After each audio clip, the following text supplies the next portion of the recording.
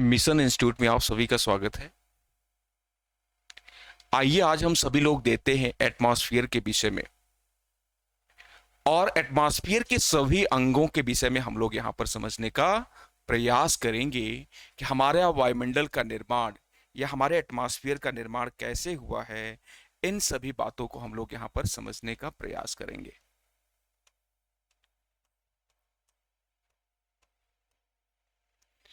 वायुमंडल हमारा चैप्टर है और जिसके तहत हम वायुमंडल के विषय में और उसके विविध आयामों के विषय में जानेंगे।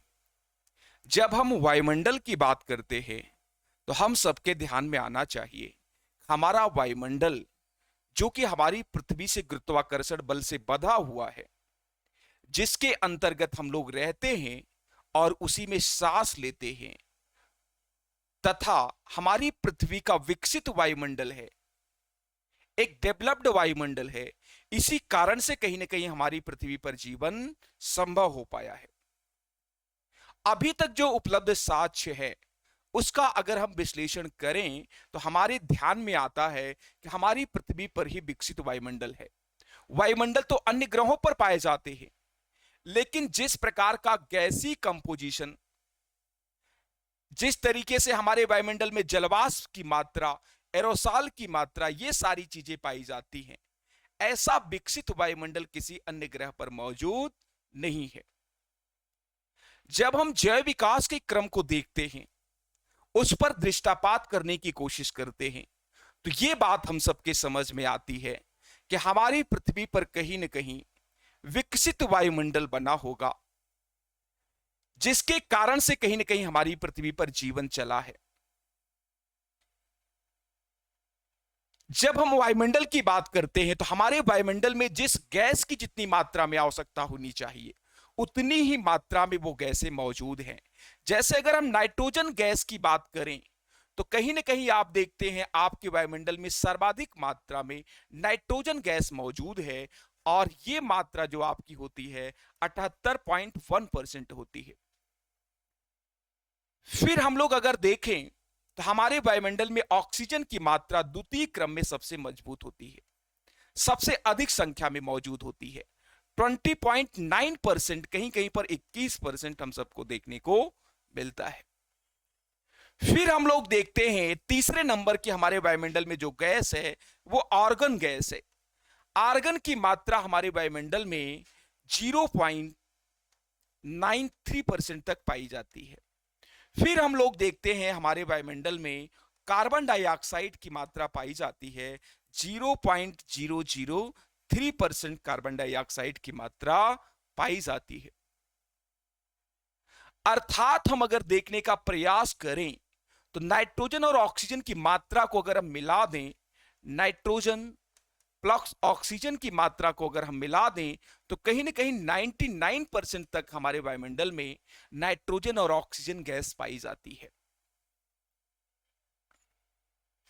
अगर हमारे वायुमंडल में नाइट्रोजन गैस की इतनी मात्रा ना पाई जाती तो कहीं ना कहीं हमारे वायुमंडल में जीवन संभव नहीं हो पाता, क्योंकि नाइट्रोजन गैस ही हमारे वायुमंडल में ऐसी गैस है जो हमारे वायुमंडल को आर्द्रता प्रदान करती है, हमारे वायुमंडल को ठंडा बनाए रखती है, एक कूलिंग एजेंट की भांति काम करती है। वहीं पर जब हम कार्बन डाइऑक्साइड गैस की बात करते हैं तो कार्बन डाइऑक्साइड हमारे वायुमंडल की एकमात्र ऐसी गैस है जिसकी वजह से कहीं ना कहीं हमारे वायुमंडल में क्या मिलती है, ऊष्मा मिलती है, हमारे वायुमंडल को तापमान प्राप्त होता है। एक तरफ हमारे वायुमंडल को हमारी प्रकृति ने नाइट्रोजन गैस के माध्यम से आर्द्र बनाए हुए है कि यहां पर मौजूद कोई भी पदार्थ जले नहीं, एक कूलिंग एजेंट की भांति काम करता है नाइट्रोजन गैस। वहीं पर हमारी प्रकृति ने समायोजन के तहत कार्बन डाइऑक्साइड की मात्रा भी हमारे एटमॉस्फेयर में डाल दी है, क्योंकि हमारे एटमॉस्फेयर को गर्मी भी जरूरी है, क्योंकि जीवन के लिए गर्मी भी आवश्यक है। और फिर हमारे वायुमंडल में कहीं ना कहीं यहां पर कौन सी कार्बन डाइऑक्साइड गैस के अलावा ऑक्सीजन गैस पाई जाती है, जिस गैस को हम जीवनदायिनी गैस कहते हैं।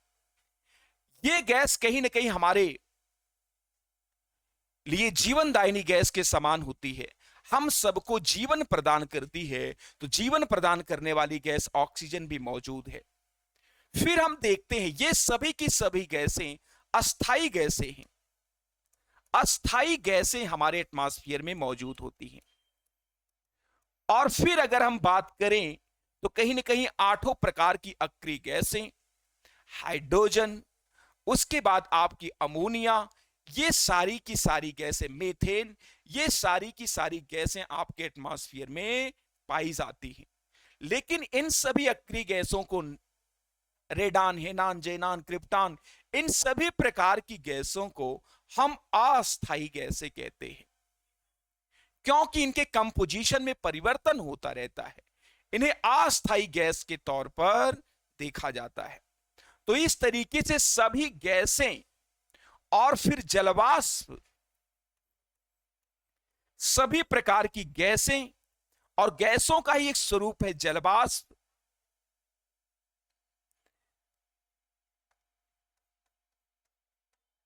फिर यहां पर कहीं ना कहीं आपके एरोसॉल, ये सब मिल करके आपके एटमॉस्फेयर का निर्माण करते हैं।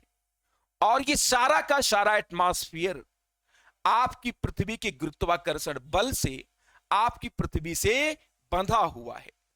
आप कल्पना करें, अगर एटमॉस्फेयर को हटा दिया जाए आपकी पृथ्वी से, तो कहीं ना कहीं पृथ्वी पर मौजूद समस्त प्राणी समाज का जीवन संकट में आ जाएगा। जैसे हमारी मछली जल में रहती है, जल के बिना मीन की कल्पना कर पाना संभव नहीं है, ठीक उसी तरीके से अगर हम अपनी पृथ्वी पर जीवन की कल्पना करते हैं या उसकी संकल्पना करते हैं और उसे साकार रूप में देखते हैं, तो उसके पीछे कहीं ना कहीं वायुमंडल जिम्मेदार है। वायुमंडल की मौजूदगी उसके लिए काफी हद तक जिम्मेदार है। तो यहां पर कहीं ना कहीं हम लोग देखते हैं, जब हम एरोसॉल की बात करते हैं तो एरोसॉल मींस होता है धूल के कण, पार्टिकल्स, सस्पेंडेड पार्टिकल, एसपीएम। यहां पर कहीं ना कहीं जब हम बात करते हैं एरोसॉल की, तो इसका मतलब होता है धूल के कण, आपके रेत के कण, आपके धुएं, ये सारे मटेरियल्स जो आपके एटमॉस्फेयर में मिले होते हैं, उन सबको हम कहते हैं एरोसॉल। तो ये सभी गैसें, जलवाष्प और एरोसॉल मिलकर के आपके एटमॉस्फेयर को क्या करते हैं, बनाते हैं। अब हम यहां पर देखते हैं हमारे वायुमंडल का विस्तार कहां तक है। तो ऐसे में जब हम इस पर दृष्टिपात करते हैं तो हम सभी के ध्यान में आता है हमारे वायुमंडल का जो विस्तार है वो 0 किलोमीटर से लेकर कहीं ना कहीं 10,000 किलोमीटर तक पाया जाता है। 10,000 किलोमीटर तक इसका विस्तार पाया जाता है। परंतु कुछ वैज्ञानिक इसे 0 किलोमीटर से लेकर के इन्फिनिटिव, अनंत तक भी मानते हैं। लेकिन ज्यादातर वैज्ञानिकों का भी मत है 10,000 किलोमीटर के बाद जाकर के हमारा एटमॉस्फेयर, हमारा वायुमंडल अंतरिक्ष में विलीन हो जाता है, अंतरिक्ष में समाप्त हो जाता है, अंतरिक्ष में जाकर के मिल जाता है। तो इस विषय को ध्यान में रखना है। तो वायुमंडल को हम अध्ययन की और उसकी विशेषताओं की दृष्टि से 5 भागों में बांट करके देखते हैं। वायुमंडल की विशेषताएं विभिन्न परतों की अलग अलग है, उनके गुणधर्म अलग अलग हैं। इस कारण से हम उसे अलग अलग भागों में बांट करके देखते हैं। अगर उनके गुणधर्म, उनके स्वभाव, उनकी विशेषताएं, उनका चरित्र अलग अलग ना होता तो कहीं ना कहीं हम अपने वायुमंडल को अलग अलग भागों में बांट करके हमें अध्ययन करने की कोई आवश्यकता नहीं थी। लेकिन उनका गुणधर्म, उनकी विशेषताएं, उनकी कंडीशनिंग अलग अलग है। इस कारण से हम अपने वायुमंडल को 5 परतों में विभाजित करते हैं और 5 परतों में बांट करके हम उसका अध्ययन करते हैं। ये 5 परतें, आपकी सबसे निचला जो परत है आपके वायुमंडल की, जिसे हम कहते हैं क्षोभ मंडल, या हम उसे कहते हैं क्षोभ मंडल कहते हैं, या फिर इसको हम कहते हैं ट्रोपोस्फियर। और फिर हमारे वायुमंडल की जो अगली परत होती है उस परत को हम लोग कहते हैं समताप मंडल। समतापमंडल हमारी अगली परत होती है। इस तरीके से समतापमंडल स्ट्रेटोस्फीयर, फिर अगली परत हमारी होती है मेसोस्फीयर, जिसे हम लोग मध्य मंडल के नाम से जानते हैं। फिर हमारी अगली परत होती है आयन मंडल, जिसे हम ताप मंडल के नाम से या आइनोस्फीयर के या थर्मोस्फीयर के नाम से जानते हैं। और फिर हमारी अगली परत होती है, यहां पर कहीं ना कहीं जो हमें देखने को मिलता है, इस परत का नाम है आपका वायुमंडल, आपकी एक्सोस्फीयर, आपका वायुमंडल है। या फिर इसे का एक नाम और है आयतन मंडल। जैसे हम सभी का दो नाम होता है, उसी तरीके से इन वायुमंडल को हम दो नामों से जानते हैं। इसमें हमें किसी भी प्रकार का कोई कंफ्यूजन नहीं रखना है। संशयाद विनश्यति, संशय को नहीं रखना है अपने ज्ञान में। तो यहां पर जब हम वायुमंडल की बात करते हैं, तो यह हमारी 5 परतें क्रमशः निम्न है। तो हम लोग आइए इसको देखते हैं और इन परतों के विषय में क्रमशः हम लोग जानते हैं हमारे वायुमंडल की कौन कौन सी परतें आखिर हैं। तो जब हम इसकी बात करते हैं, तो हम अपने वायुमंडल के विषय में यहां पर जानने का प्रयास करेंगे कि उनकी क्या क्या विशेषताएं हैं, उनके क्या क्या गुणधर्म हैं। इस प्रकार से इसे हम जानेंगे और समझेंगे, अपने अध्ययन प्रक्रिया में इसे लेंगे। यहां पर जब हम वायुमंडल को अध्ययन करने का प्रयास कर रहे हैं, तो यहां पर कहीं ना कहीं हम चतुर्थांश के माध्यम से इसका अध्ययन करेंगे। चतुर्थांश, जब मैं कहता हूं चतुर्थांश, तो इसका मतलब यहां पर ये वाली रेखा, यहां पर जब हम चतुर्थांश की बात करते हैं, तो यहां पर ये रेखा हमें प्लस को इंडिकेशन करती है चतुर्थांश में, और ऊपर वाली रेखा भी प्लस को इंडिकेशन करती है, और इधर वाली रेखा माइनस को इंडिकेशन करती है, और इधर वाली नीचे वाली रेखा भी क्या करती है, माइनस को इंडिकेट करती है। तो ये बातें सभी विद्यार्थी को ध्यान में रखना है। उसी चतुर्थांश के माध्यम से हम अपने वायुमंडल के गुणधर्म को समझने का प्रयास करेंगे और जानेंगे कि हमारा वायुमंडल कैसा है। तो हम सबसे पहले देखने का प्रयास करेंगे हमारे वायुमंडल का विस्तार कितना है। जब हम अपने वायुमंडल के विस्तार को देखते हैं, तो हमें दिखाई पड़ता है कहीं ना कहीं हमारे क्षोभ मंडल का विस्तार, ये कहीं ना कहीं क्या दर्शाता है, ये दर्शा रहा है तापमान को। ये रेखा हमारी दर्शाती है तापमान को, टेम्परेचर को दर्शाती है, और ये रेखा हमारी दर्शाती है ऊंचाई को। ऊंचाई, हमारे वायुमंडल की ऊंचाई क्या है, ये ऊंचाई को दर्शाती है रेखा। और यहां पर कहीं ना कहीं 8 किलोमीटर से लेकर 18 किलोमीटर तक, किन्हीं किन्हीं किताबों में ये 16 किलोमीटर है। शबींद्र सिंह की बुक ऑफ फिजिकल ज्योग्राफी देखेंगे, तो वहां पर इसका विस्तार 17 किलोमीटर दिया गया है, और एनसीईआरटी में इसे 18 किलोमीटर, तो 18 किलोमीटर ही मानकर चलेंगे। तो यहां पर हम लोग देखते हैं, उसके बाद जो हमारा मंडल आता है, उसे हम कहते हैं समताप मंडल, और हमारे समताप मंडल का विस्तार 50 किलोमीटर तक पाया जाता है। 50 किलोमीटर तक हमारे समताप मंडल का विस्तार पाया जाता है। उसके बाद जो हमारा अगला मंडल होता है, उस मंडल को हम कहते हैं अपना मध्य मंडल, जिसका विस्तार 80 किलोमीटर तक पाया जाता है। 80 किलोमीटर तक हमारा मध्य मंडल पाया जाता है।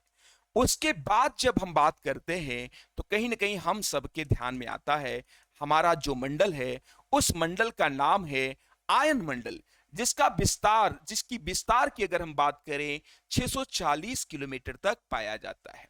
फिर हमारा सबसे वायुमंडल है, सबसे ऊपरी मंडल के नाम से जिसे हम जानते हैं, यह हमारा वायुमंडल है, जिसका विस्तार 10,000 किलोमीटर तक पाया जाता है। वैज्ञानिकों को लेकर इसे मतांतर है, लेकिन हम 10,000 किलोमीटर इसको मानेंगे। तो ये बातें ध्यान में रखना है, क्योंकि एनसीईआरटी ऐसा मानता है। तो हमारे 5 मंडल हो गए। इन मंडलों को हम क्रमशः देखने का प्रयास करें, तो ये हमारा कौन सा मंडल है, ये क्षोभ मंडल है, ये हमारा समताप मंडल है, ये हमारा मध्य मंडल है, और ये हमारा जो मंडल है, उस मंडल को हम क्या कहते हैं, उस मंडल को हम कहते हैं आयन मंडल। और हमारा सबसे ऊपर का जो मंडल है, इस मंडल को हम कहते हैं वायुमंडल। ये हमारा वायुमंडल है। तो हम यहां पर देखने का जब प्रयास करते हैं, तो हमारे ध्यान में आता है कि ध्रुवों पर जो इसका विस्तार है, वो 0 किलोमीटर से लेकर के 8 किलोमीटर तक पाया जाता है। लेकिन वहीं पर जब हम विषुवत रेखा पर इसके विस्तार की बात करते हैं तो यह विस्तार दुगुना हो जाता है। लगभग लगभग इसका विस्तार 0 से 18 किलोमीटर तक पाया जाता है। आखिर ऐसा क्यों होता है कि क्षोभ मंडल का विस्तार ध्रुवों पर कुछ और विषुवत रेखा पर कुछ होता है? इसका प्रमुख कारण है सूर्यातप। जब हम इसके कारणों की तलाश करते हैं तो हमारे ध्यान में आता है इसका प्रमुख कारण है सूर्यातप। यह हमारा सूर्य है और यहां पर हमारी पृथ्वी है। हमारी पृथ्वी पर विषुवत रेखा पर जो तापमान पड़ता है, सूर्यातप इंसोलेशन का जो मात्रा होती है, सूर्य के तापमान की जो मात्रा होती है, आप सभी लोगों को पता है इस पर सूर्यातप सबसे ज्यादा प्राप्त होता है। इस कारण से कहीं ना कहीं जहां पर सूर्यातप ज्यादा प्राप्त होगा वहां की वायु हल्की होकर ज्यादा दूर तक विस्तारित हो जाएगी, ज्यादा दूर तक फैल जाएगी। यही कारण है कि विषुवत रेखा पर ज्यादा दूर तक वायु फैल जाती है और फिर यहां पर हमारे ध्रुवों पर सूर्य की किरणें तिरछा पड़ती है। इस कारण से कहीं ना कहीं हमारे ध्रुवों पर सूर्य का तापमान कम प्राप्त होता है, जिसके कारण यहां पर नमी ज्यादा होगी और यहां की जो वायु होती है भारी होकर के यहीं पर जमा रहती है।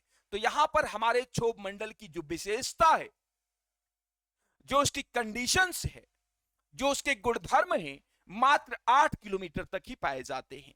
8 किलोमीटर के आप ऊपर जाएंगे तो इसके गुणधर्म और विशेषता नहीं पाई जाती है। जो क्षोभ मंडल की मौलिक विशेषता है, मौसमी दशाओं में परिवर्तन, इसे मिक्स मंडल भी कहते हैं, मिश्रण मंडल कहते हैं इसको। मौसमी दशाओं में परिवर्तन, ओस, कोहरा, बादल, तूफान आदि, झंझावात, ये सारी की सारी परिघटनाएं कहीं ना कहीं आपके क्षोभ मंडल इस निचली परत से संबंधित होती हैं, आपके क्षोभ मंडल से संबंधित होती हैं, क्षोभ मंडल से संबंधित होती है। सभी ओस, कोहरा, बादल, तूफान आदि, झंझावात, ये सभी परिघटनाएं जितनी भी आपसे एग्जामिनर पूछना चाहे सबको ले जाकर के क्षोभ मंडल में स्थापित कर दें। कुछ ऊंचाई वाले बादल हमारे समताप मंडल में जाते हैं, लेकिन मौसमी परिघटनाओं के लिए हमारा क्षोभ मंडल जाना जाता है। जैसा कि चतुर्थांश के माध्यम से आप यहां पर समझें, रेखा अगर हमारी इधर जा रही है तो कहीं ना कहीं तापमान में क्या हो रही है, कमी आ रही है। और जब आप यहां पर 1000 मीटर ऊपर जाते हैं, 1000 मीटर क्षोभ मंडल में ऊपर जाते हैं तो बराबर 6 सेंटीग्रेड तापमान में क्या आती है, 6.5 सेंटीग्रेड तापमान में कमी आती है। 6.5 सेंटीग्रेड तापमान में कमी आती है, इसे हम कहते हैं सामान्य तापपतन दर। इस परिघटना को क्या कहा जाता है, सामान्य तापपतन दर कहते हैं इसको हम, सामान्य तापपतन दर। इसको हम सामान्य तापपतन दर के नाम से जानते हैं इस परिघटना को, या हम कह सकते हैं normal temperature लैप्सेशन rate. Normal temperature लैप्सेशन rate के नाम से इसे हम जानते हैं। तो यहां पर कहीं ना कहीं यह घटना हमारे केवल क्षोभ मंडल से ही संबंधित होती है। तो आपसे प्रश्न पूछा जाएगा सामान्य तापपतन दर का संबंध किस मंडल से है, तो आप बताएंगे क्षोभ मंडल से है। या यहां पर आपको बताना होगा कि आपके किस मंडल से है, ट्रोपोस्फियर से है। आपकी ट्रोपोस्फियर से यहां पर कहीं ना कहीं यह घटना संबंधित है, यह घटना आपकी संबंधित है ट्रोपोस्फियर से, क्षोभ मंडल से संबंधित है सामान्य तापपतन दर की। और समस्त बादल, ओस, कोहरा, पाला, तूफान, ये सभी परिघटनाएं आपके इसी मंडल में होती हैं, वर्षा इसी मंडल से घटित होती है। तो यहां पर कहीं ना कहीं सामान्य तापपतन दर की जो परिघटना है वह आपकी इस मंडल से संबंधित है, क्षोभ मंडल से। फिर यह मंडल हमारा 8 किलोमीटर ध्रुवों पर और 18 किलोमीटर पर जाकर विषुवत रेखा पर समाप्त हो जाता है। और इस मंडल के बाद आपका समताप मंडल शुरू होता है। कौन सा मंडल, समताप मंडल।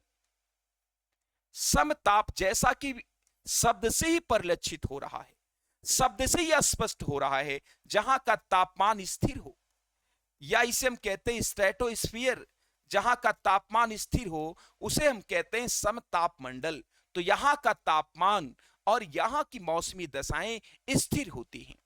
क्योंकि यहां पर तापमान का जो बढ़ने की गति है, जब इधर चतुर्थांश में हमारी रेखा जाएगी तो ये हमारी रेखा किसको इंडिकेट करती है?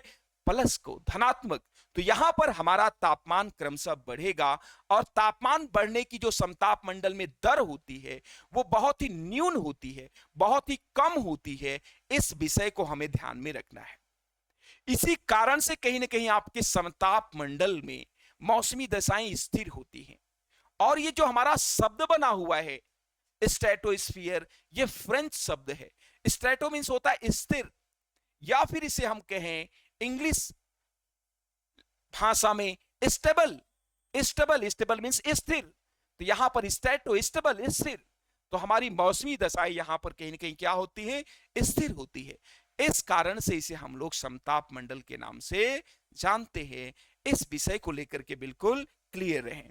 एक समताप मंडल की हमारी विशेषता और होती है, जब हम इसके विस्तार की बात करते हैं तो यहां पर कहीं ना कहीं हमें विस्तार दिखाई देता है हमारे समताप मंडल का 16 किलोमीटर से 8 किलोमीटर से लेकर के 50 किलोमीटर तक, और विषुवत रेखा पर 18 किलोमीटर से लेकर के 50 किलोमीटर तक। हमारे इस स्टेबल मंडल में वायुयान उड़ाने की उपयुक्त दशाएं पाई जाती है, क्योंकि आप सभी लोग जानते हैं वायुयान उड़ाने के लिए दृश्यता स्पष्ट होनी चाहिए, आसमान स्वच्छ होना चाहिए। आसमान स्वच्छ होने का संबंध है दृश्यता का अच्छा होना, विजिबिलिटी का क्लियर होना।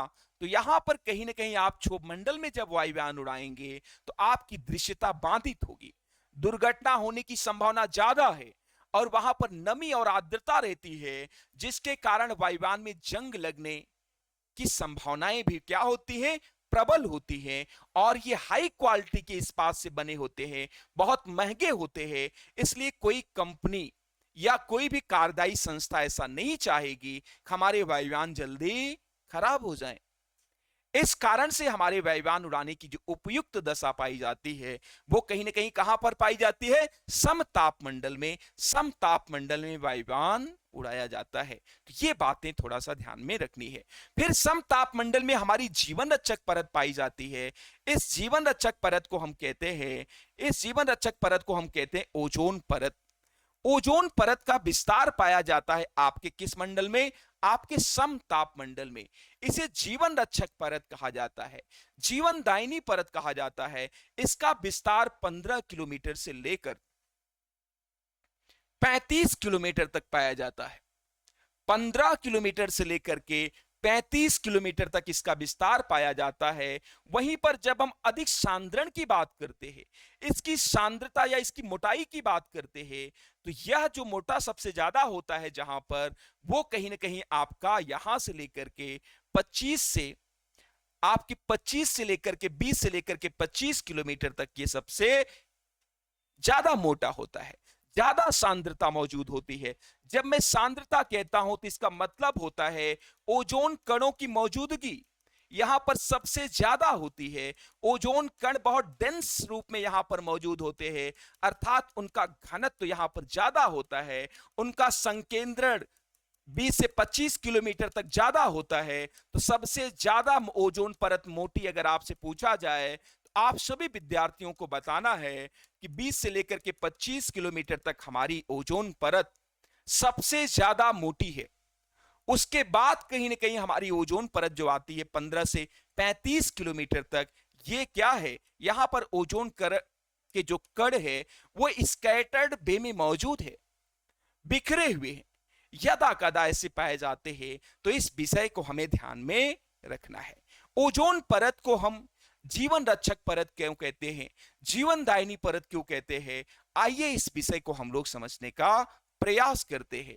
हमारे सूर्य की किरणों में पराबैंगनी किरणें होती हैं, पराबैंगनी किरणें होती है, अल्ट्रावायलेट किरणें होती हैं, जो कि एक रेडियो एक्टिव किरणें हैं। रेडियो एक्टिव किरणें हैं जो अगर मानव समुदाय, वनस्पति समुदाय या कह लिया जाए समस्त प्राणी समुदाय के संपर्क में अगर ये किरण आ गई तो सभी लोग त्वचा कैंसर से पीड़ित हो जाएंगे, और हमारे एटमॉस्फेयर का तापमान भी रेडियो एक्टिव कणों की मौजूदगी में आकस्मिक रूप से बढ़ा हुआ प्राप्त होगा। और जब हमारे एटमॉस्फेयर का तापमान आकस्मिक रूप से बढ़ा हुआ प्राप्त होगा तो ये कहीं ना कहीं हम सब लोगों के लिए अच्छा नहीं है, क्योंकि हमारे यहाँ ध्रुवों पर मौजूद सारी की सारी बर्फ और हमारे पर्वतों पर मौजूद सारी की सारी बर्फ, हिम रेखा जिसे हम कहते हैं, समुद्र तल से 4342 किलोमीटर ऊपर जितनी भी बर्फ जमा है वो सारी की सारी बर्फ पिघल करके आ जाएगी। और जब सारी की सारी बर्फ पिघल जाएगी तो यहां पर कहीं ना कहीं क्या होगा, आपके समुद्रों का जलस्तर बढ़ जाएगा। जब आपके समुद्रों का जलस्तर बढ़ जाएगा तो दुनिया के बड़े बड़े शहर जल प्लवन के शिकार हो जाएंगे, जल प्लवन आ जाएगा, जल की बाढ़ आ जाएगी। तो यहां पर कहीं ना कहीं आपके बड़े बड़े शहर, चाहे आप कराची ले लें, चाहे आप मुंबई ले लें, चाहे आप लॉस एंजल्स न्यूयॉर्क ले लें, या फिर आप बीजिंग ले लें, ये सारे के सारे दुनिया के बड़े बड़े शहर कहां पर हैं, समुद्र के किनारे हैं। तो ये सारे के सारे शहर कहीं ना कहीं जल प्लवन के शिकार हो जाएंगे। इन शहरों को जल अपने आगोश में लेने के बाद, डुबोने के बाद कहीं ना कहीं ये जो भूखंड है उसके मध्य वाले एरिया में प्रवेश करेगा जहां आप सभी लोग रहते हैं। तो कहीं ना कहीं कोई भी इससे वंचित नहीं रह सकता। इन रेडियो एक्टिव किरणों को, इन पराबैंगनी किरणों को, इन अल्ट्रावायलेट किरणों को हमारे एटमॉस्फेयर की निचली परत, हमारे क्षोभमंडल में आने से अगर कोई परत रोकती है तो उस परत का नाम है समताप मंडल। क्योंकि समताप मंडल में ही कहीं ना कहीं क्या मौजूद है, हमारी ओजोन गैस मौजूद है। और जैसे इसके नीचे आते हैं, अगर हम बात करें, एक विषय को समझने का प्रयास करें, हमारा संपर्क वायुमंडल की किस परत से होता है, हमारे मकान, आवास, अधिवास, एनी टाइप ऑफ इंफ्रास्ट्रक्चर का संपर्क वायुमंडल के किस परत से होता है, तो हमें निसंदेह बताना है हमारे वायुमंडल की सबसे निचली परत क्षोभ मंडल इन सब के संपर्क में रहती है। हमारे मकान, वाचनालय, पुस्तकालय, एनी टाइप ऑफ इंफ्रास्ट्रक्चर, सब कुछ हमारे इसी क्षोभ मंडल में बने होते हैं।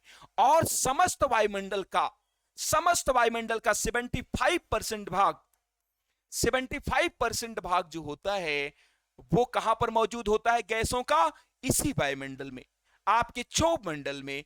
इसलिए हम स्पष्टता कह सकते हैं कि सबसे ज्यादा घनत्व अगर किसी मंडल का होता है तो वो किस मंडल का होगा, वो क्षोभ मंडल का होगा। तो ये इस बात को ध्यान में रखना है। तो यहां पर हमारे क्षोभ मंडल में ये हमारी अल्ट्रावायलेट किरणें ना प्रवेश कर जाएं, इसके लिए कहीं ना कहीं हमारी प्रकृति ने, सुप्रीम पावर ने, हमारी प्रकृति जो नियतांता है संपूर्ण श्रेष्ठ की, उसने यहां पर कहीं ना कहीं एक ओजोन परत दे दी है। ओजोन का मतलब होता है ऑक्सीजन की दो अणु और नवजात ऑक्सीजन जब परस्पर क्रिया कर लेते हैं तो ओजोन परत का निर्माण करते हैं, O3 का निर्माण करते हैं। और ये कहीं ना कहीं यहां पर मौजूद है, जो हमारे एटमॉस्फेयर में अल्ट्रावायलेट किरणों को आने से क्या कर देते हैं, मना कर देते हैं। और उनसे ऐसा कहते हैं कि हमारे अंगने में तुम्हारा क्या काम है, हमारे सुंदर से परिवेश में, हमारे इस सुंदर से परिवेश में, हमारे इस पर्यावरण में आपका कोई काम नहीं है। उन्हें वहीं से वो क्या कर देते हैं, वापस कर देते हैं तत्काल। तो इस विषय को यहां पर ध्यान रखने की आवश्यकता है। अगर हम इसमें असंतुलन पैदा करते हैं, क्लोरोफ्लोरोकार्बन्स का हम ज्यादा इमिशन करते हैं, सल्फर डाइऑक्साइड का इमिशन करते हैं, नाइट्रस ऑक्साइड का इमिशन करते हैं, तो ये सारी चीजें जा करके कहीं ना कहीं हमारे ओजोन परत को क्या करती है, इसके क्षरण के लिए इसे कमजोर बनाती है। और जब हमारी ओजोन परत कमजोर बन जाएगी तो यह हमारे पर्यावरण के लिए शुभ संकेत नहीं है। तो इस विषय को हमें ध्यान में रखना है। इसी कारण से इसे हम क्या कहते हैं, ओजोन परत को हम कहते हैं जीवन रक्षक परत। तो ओजोन परत हमारी जो पाई जाती है ये कहीं ना कहीं हमारे किस मंडल में पाई जाती है, तो हमारे समताप मंडल में पाई जाती है। अगला मंडल जो हमारा होता है उस मंडल को हम किस नाम से जानते हैं, आइए इसको हम लोग यहां पर देखने का प्रयास करते हैं। अगला मंडल हमारा जो होता है उसे हम मध्य मंडल के नाम से जानते हैं। मध्य मंडल, यहां पर जब हमारा ट्रोपोस्फियर स्ट्रेटोस्फियर में बदल रहा था तो यहां पर एक बनता है ट्रोपोपॉस बनता है, और इसे हम कहते हैं क्षोभ सीमा। अर्थात जहां हमारी क्षोभ मंडल समाप्त हो रहा है, खत्म हो रहा है, वहां पर उसको नॉट लग रही है, गांठ लग रही है, तो उसे हम कहते हैं ट्रोपोपॉज। ट्रोपोपॉज का एरिया 1 किलोमीटर तक का होता है।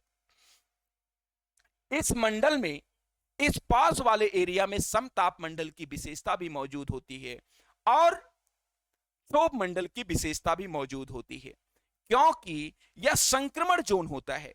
क्योंकि कोई भी परिवर्तन अगर हो रहा है, सामाजिक परिवर्तन हो, राजनीतिक परिवर्तन हो, आर्थिक परिवर्तन हो, कोई भी परिवर्तन अगर समाज में घटित होता है तो धीरे धीरे घटित होता है, उसकी एक अपनी दर होती है।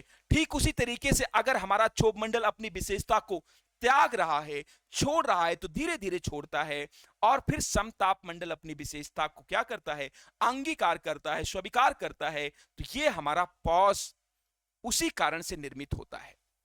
तो ये हमारा संक्रमण जोन है, ट्रांजिशन फेज है, जहां पर समताप मंडल की विशेषता मौजूद होती है और कहीं ना कहीं आपके किस मंडल की विशेषता मौजूद होती है, आपके क्षोभ मंडल की भी। फिर यहां पर जब हम आगे आते हैं तो यहां पर होता है हमारा स्ट्रेटोपॉज। स्ट्रेटोपॉज होता है, यहां पर क्षोभ सीमा यहां पर समाप्त हो रही है। स्ट्रेटोपॉज हमारी क्षोभ सीमा यहां पर समाप्त हो रही है और क्या शुरू हो रहा है, समताप सीमा समाप्त हो रही है। इसे कहते हैं समताप सीमा। समताप सीमा यहां पर समाप्त हो रही है और उसके बाद शुरू हो रही है आपका मध्य मंडल। फिर यहां पर मध्य मंडल आपका शुरू होता है, इसे हम कहते हैं मेसोस्फीयर, और यह हमारा सबसे शीत मंडल है। आप देखें यहां से हमारी रेखा चल करके और इस चतुर्थांश को पार कर गई है और यह हमारी रेखा दर्शाती है माइनस। जब ये हमारी रेखा माइनस दर्शाती है तो इसका मतलब इस फिगर के माध्यम से हम समझ सकते हैं कि यहां का तापमान कितना हो जाता है, -100 सेंटीग्रेड। अर्थात हमारे मेसोमंडल में, जो कि हमारा शीत मंडल है, कोल्ड मंडल है, मेसोमंडल इसे हम कहते हैं, मध्य मंडल कहते हैं या शीत मंडल कहते हैं, ये हमारे मंडल में तापमान बहुत तीव्र गति से क्या होता है, डिक्लाइन होता है, कम होता है और माइनस में यहां का तापमान चला जाता है। आपसे अगर प्रश्न के रूप में पूछा जाए आपका कौन सा मंडल है जहां पर तापमान सबसे न्यून होता है, सबसे कम होता है, तो आप इन पांचों मंडल में मध्य मंडल को सेलेक्ट करेंगे, क्योंकि यहां का तापमान माइनस में चला जाता है और हमारी उल्का पिंड इसी मंडल में आकर के क्या हो जाते हैं, नष्ट हो जाते हैं। उल्का पिंड हमारे जो आते हैं, गिरते हैं हमारे सौर परिवार के द्वारा, ये उल्का पिंड सारे के सारे आकर के यहां पर क्या हो जाते हैं, नष्ट हो जाते हैं। तो उल्का पिंड का संबंध हमारे किस मंडल से है, आपसे ऐसा अगर एग्जामिनर प्रश्न पूछने का प्रयास करें तो आप सभी लोग बताएं कि उल्का पिंड का संबंध कहीं ना कहीं आपके मेसोस्फीयर से है। ये क्षुद्र ग्रह हैं जो कभी न कभी गिर जाते हमारी पृथ्वी पर, और ये जब हमारी पृथ्वी या भूसतह पर गिरेंगे तो ये हमारी पृथ्वी के लिए खतरनाक हो सकते हैं, मानव बस्तियों के लिए खतरनाक हो सकते हैं। तो यहां पर कहीं ना कहीं ये सारे उल्कापिंड हमारी प्रकृति ने, सुप्रीम पावर ने ऐसी व्यवस्था की हमारे एटमॉस्फेयर में कि सारे के सारे पिंड वहां पर आकर के घर्षण से जल करके नष्ट हो जाते हैं, टूट फूट जाते हैं, कणों के रूप में तब्दील हो जाते हैं, जिससे हमारी पृथ्वी पूर्णतः सुरक्षित रहती है। तो हमारी पृथ्वी को सुरक्षित बनाने में, हमारी पृथ्वी को शैप करने में, शैप अर्थ हमारी पृथ्वी को शैप करने में, सुरक्षित करने में कहीं ना कहीं कौन जिम्मेदार है, ये हमारा वायुमंडल हमारी पृथ्वी को बहुविध, बहुत प्रकार से सुरक्षित कर रहा है, प्राणी समाज के रहने के लिए उपयोगी बना रहा है।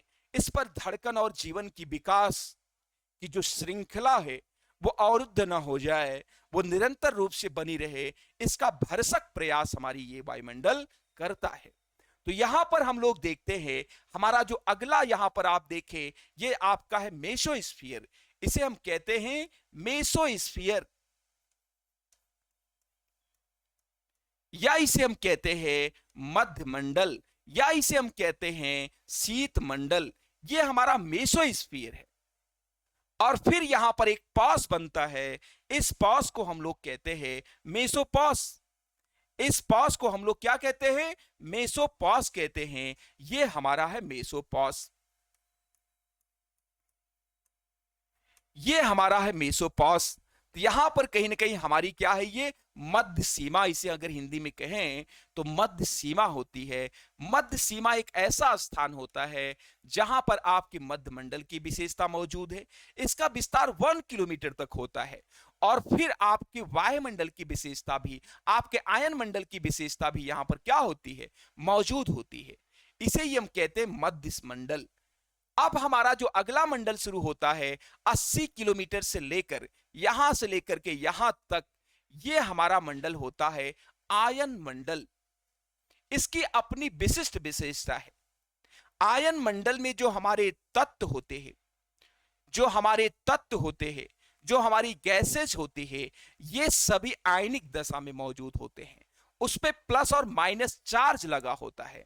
और रसायन शास्त्र के माध्यम से हम यह जानते हैं, आयन किरणों के अच्छे परावर्तक होते हैं, अच्छे परावर्तक के रूप में माने जाते हैं आयन। तो यहां पर कहीं ना कहीं जो आयनिक दशा में कण मौजूद है, इसी कारण से यहां का तापमान भी बहुत ज्यादा होता है। और जो इसका विस्तार है 80 किलोमीटर से 640 किलोमीटर तक पाया जाता है। मॉलिक्यूल्स जो यहां पर मौजूद है वो प्लस या माइनस चार्ज लिए हुए हैं। इस कारण से इस मंडल का जो तापमान होता है वो 1700 सेंटीग्रेड तापमान होता है। आप कल्पना कर सकते हैं 1700 सेंटीग्रेड तापमान, 100 सेंटीग्रेड तापमान पर जल बॉईल करने लगता है, जल उबलने लगता है। लेकिन यहां पर जो हमारा तापमान होता है वो 1700 सेंटीग्रेड तापमान होता है। तो अर्थात हमारे वायुयान या हमारे रॉकेट जो यहां से प्रक्षेपित किए जाते हैं, हमारे ग्रह बड़े बड़े, ये सारे के सारे जा करके आपके इस मंडल में नष्ट हो जाने चाहिए, जल जाने चाहिए भक की आवाज के साथ। लेकिन क्या ऐसा होता है? ऐसा नहीं होता, क्योंकि इस मंडल में जो घनत्व है वो बहुत कम है।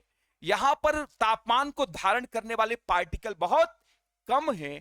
इस कारण से कहीं ना कहीं इस मंडल में आप अगर एरोप्लेन से जा रहे हैं, आप अगर इस तरीके से जा रहे हैं, तो अपने वायुयान से बाहर अपने हाथ को निकाल सकते हैं, कोई दिक्कत नहीं होगी, आपका हाथ नहीं जलेगा, क्योंकि यहां का घनत्व क्या है, बहुत कम है। तो इस विषय को ध्यान में रखना है।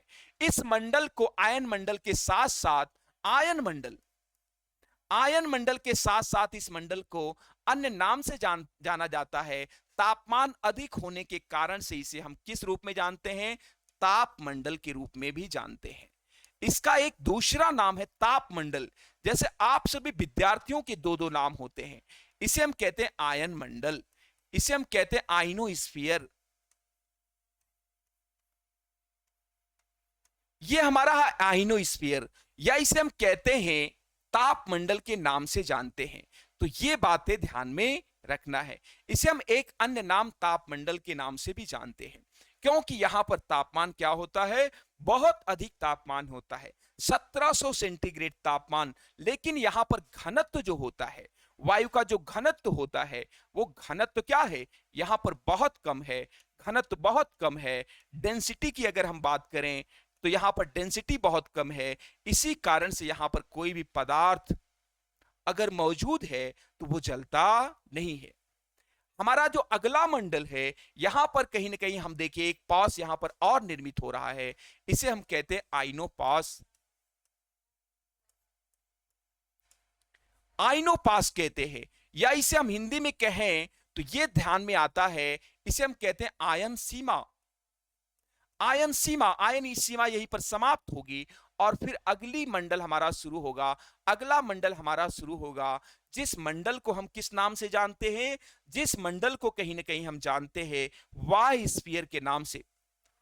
यह हमारा वायुमंडल है, एक्सोस्फीयर है। और जो यहां पर आयन में मौजूद होते हैं, इसी कारण से कहीं ना कहीं यहां पर जो मंडल होता है हमारा आयन में मौजूद होते हैं। इसी कारण से यहां पर छोटे छोटे उपग्रह, ध्वनि विस्तारक टाइप उपग्रह, छोटे छोटे उपग्रह आपके आयन मंडल में स्थापित किए जाते हैं। छोटे छोटे उपग्रह आयन मंडल में आपके स्थापित किए जाते हैं। इस विषय को ध्यान में रखना है, क्योंकि आयन अच्छे परावर्तक होते हैं उष्मा का, और उपग्रह का संबंध परावर्तन से होता है। क्योंकि धन का विस्तारण देना होता है, फैलाव करना होता है। तो यहां पर अगर उपग्रह आप स्थापित कर देंगे तो ये ध्वनि को क्या करते हैं, विस्तारित कर देते हैं, जो हम अपने ट्रांसमीटरों के माध्यम से रेडियो पर बैठ करके अपने घरों में सुनते हैं। तो इस विषय को बिल्कुल ध्यान में रखना है। हमारे आयन मंडल की ये विशेषता है। यहां पर जो पाए जाते हैं, जो परतें पाई जाती हैं, जो चरण पाए जाते हैं, वो कहीं ना कहीं यहां पर लेयर पाई जाती है। उस लेयर को हम कहते हैं, यहां पर आपकी डी लेयर पाई जाती है, फिर यहां पर परावर्तक लेयर है, यह आपकी ई लेयर है, और फिर आपकी अगली जो लेयर पाई जाती है उसे हम कहते हैं एफ लेयर। फिर अगली परत जो हमारी पाई जाती है उसे हम जी परत कहते हैं। ये सारी परावर्तक परतें यहां पर मौजूद होती हैं। सबसे निचली परत हमारी डी होती है, फिर उसके बाद हमारी परत एफ होती है जो हमारी परावर्तक परत है, फिर हमारी परत होती है ई परत होती है, और फिर कहीं ना कहीं हमारी जो परत होती है उसे हम डी जी परत के नाम से जानते हैं, जो हमारी सबसे ऊपर परत मौजूद होती है। और फिर हमारा यहां पर आता है एक्सोस्फीयर। एक्सोस्फीयर को जब हम देखते हैं तो ध्यान में आता है ये हमारा क्या है, वायुमंडल, और ये हमारा है वायुमंडल। यहां पर जब हम पढ़ने जा रहे हैं ये हमारा है वायुमंडल। वायुमंडल इसे कहते हैं, या इसे हम लोग कहते हैं एक्सोस्फीयर। ये हमारा है एक्सोस्फीयर, यह हमारा वायुमंडल। इसका विस्तार यहां पर जब हम देखते हैं तो कहीं ना कहीं हमारे ध्यान में आता है 640 किलोमीटर से लेकर के इसका विस्तार जो पाया जाता है 10,000 किलोमीटर तक पाया जाता है। लेकिन कुछ वैज्ञानिक इसे अनंत तक मानते हैं, लेकिन ज्यादातर वैज्ञानिकों का मानना है 10,000 किलोमीटर के बाद हमारा वायुमंडल जाकर के अंतरिक्ष में विलीन हो जाता है। तो इस प्रकार से इस विषय को ध्यान में रखना है।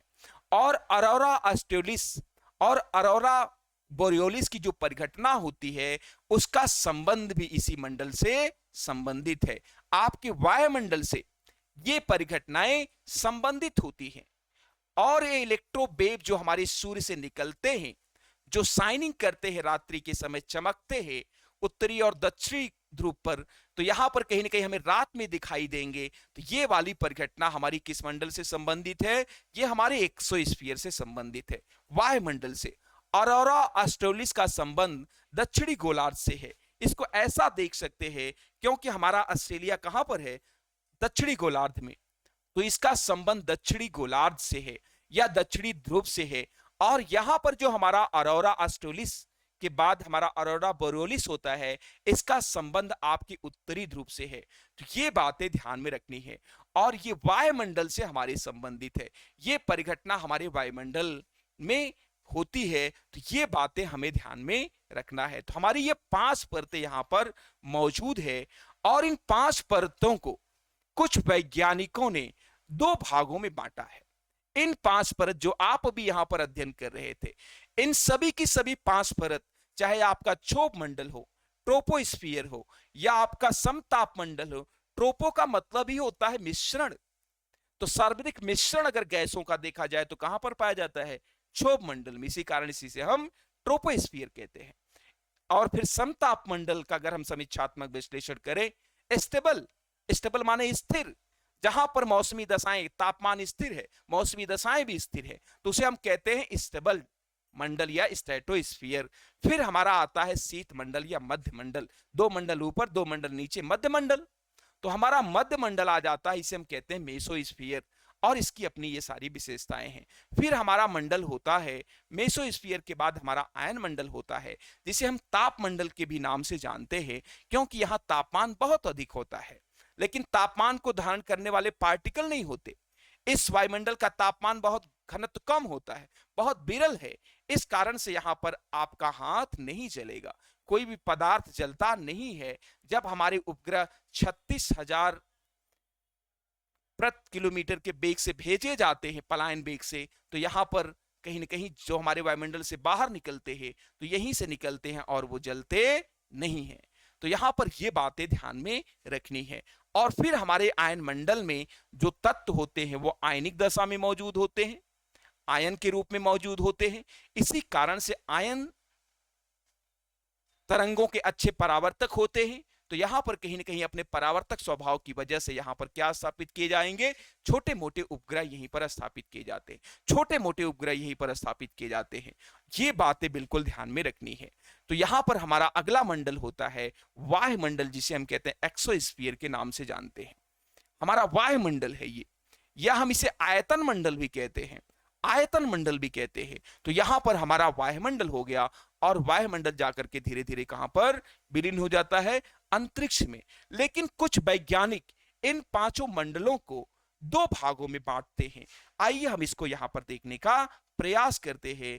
कुछ वैज्ञानिक कैसे इसको दो भागों में बांटने का प्रयास करते हैं, उस विषय को हम लोग यहां पर समझेंगे और जानेंगे। तो आइए देखते हैं इसको कैसे वैज्ञानिक लोग दो भागों में बांटने का प्रयास करते हैं।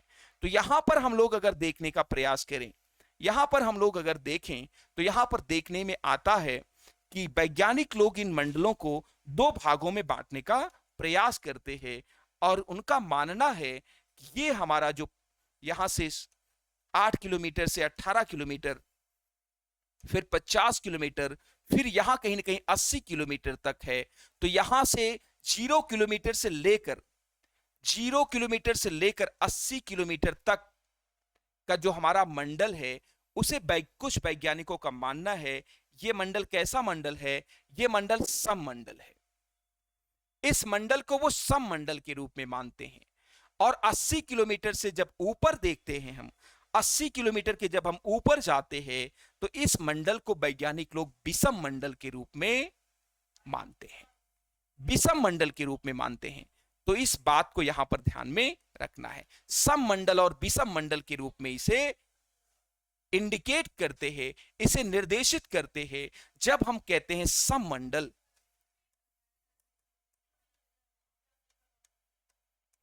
0 से लेकर के 80 किलोमीटर तक, और 80 किलोमीटर से लेकर के ये हमारा यहां तक क्या है, विषम मंडल है। तो यहां पर हम लोग देखने का प्रयास करेंगे ये हमारा कैसा मंडल है, तो ये हमारा विषम मंडल है।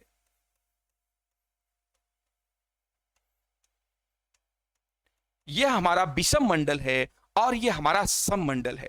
अर्थात जब हम सममंडल की बात करते हैं, सममंडल की बात करते हैं, तो ध्यान में आता है यहां जो हमारे गैसें होती हैं उनकी मात्रा लगभग निश्चित होती है, उनकी मात्रा, उनका कंपोजिशन लगभग इस निश्चित होता है।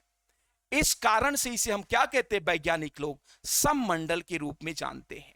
वैज्ञानिक लोग सममंडल इसे कहते हैं। और 80 किलोमीटर के ऊपर हमारी गैसें जैसे nitrogen, oxygen, argon, carbon dioxide, neon, xenon, हेनान, क्रिप्टान, ये सारी गैसें, अमोनिया, हाइड्रोजन, ये सारी गैसें जो यहां पर मौजूद हैं, एक कंपोजिशन, एक निश्चित मात्रा के रूप में ऐसा यहां पर नहीं है। यहां पर कहीं ना कहीं क्या पाए जाते हैं, बेल्ट पाए जाते हैं, हाइड्रोजन की पेटिका, फिर यहां पर आएंगे आप नाइट्रोजन की पेटिका, फिर हीलियम की पेटिका, और इस प्रकार से यहां पर ये सारी पेटियां हैं, बेल्ट। हाइड्रोजन की पेटी है तो केवल उसमें हाइड्रोजन ही पाए जाएंगे, नाइट्रोजन की पेटी है तो केवल उसमें नाइट्रोजन ही पाए जाएंगे, ऑक्सीजन की पेटी है तो केवल उसमें ऑक्सीजन ही पाए जाएंगे, हीलियम की पेटी है तो केवल उसमें हीलियम ही पाए जाते हैं। तो ये बातें ध्यान में रखनी है।